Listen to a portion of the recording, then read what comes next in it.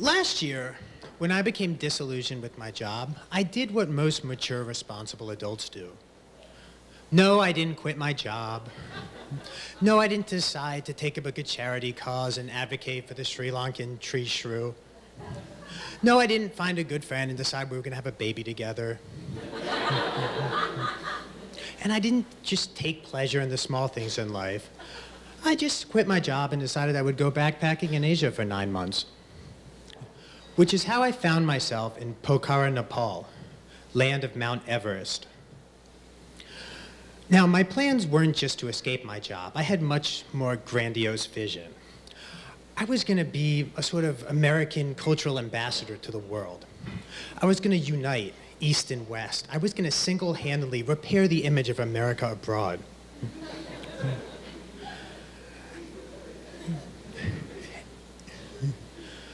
But when I got there, I discovered that there was one tiny, small, inconvenient flaw in my plan, which is that I have a complete and utter distrust of all strangers. Yeah. Now, it's not my fault. I lived in Las Vegas for 3 years, where it suits you well to fear most people you meet. And before that, I was a New Yorker.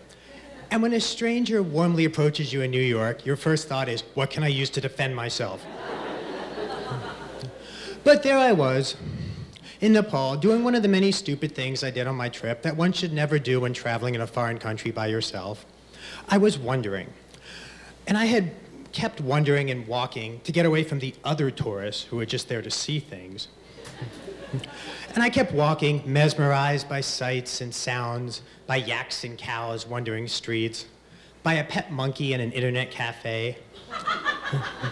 Until finally, by the time the sun had set, I had no idea where I was. And then, as frequently happened in Nepal, all the power in the country went out.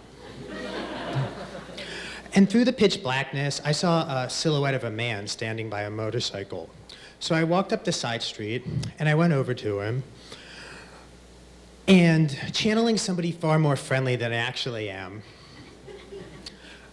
I spoke to him and said, "I'm sorry, I seem to be a little bit turned around. Is there any way you can just point me in the direction of downtown Pokhara?" "I will take you there. But first, you will come with me." I searched my brain. What did he want? Did he want to rob me? Did he want to kill me? Did he want to dismember me? Did he want to take advantage of me? No, you don't have to inconvenience yourself. You don't have to move out of this dark, foreboding alley street.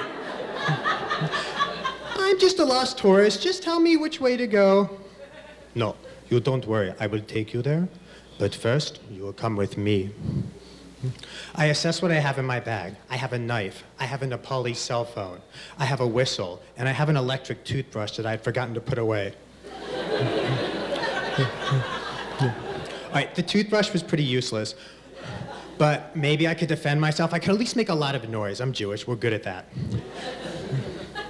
But I try one more time. Is it towards the moon? If I could see the moon, would it be walk towards it, away from it? Would it be behind me, in front of me? "No. Come. You come with me. Come now."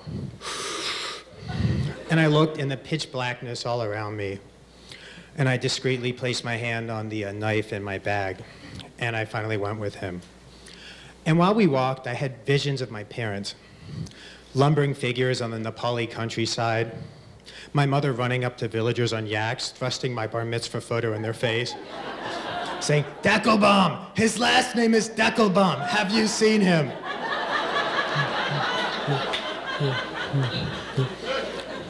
And the villagers politely ride off. My poor parents, desperately in need of a week at home with their beloved box set of Everybody Loves Raymond, doomed to wander the Himalayas searching for their stupid son.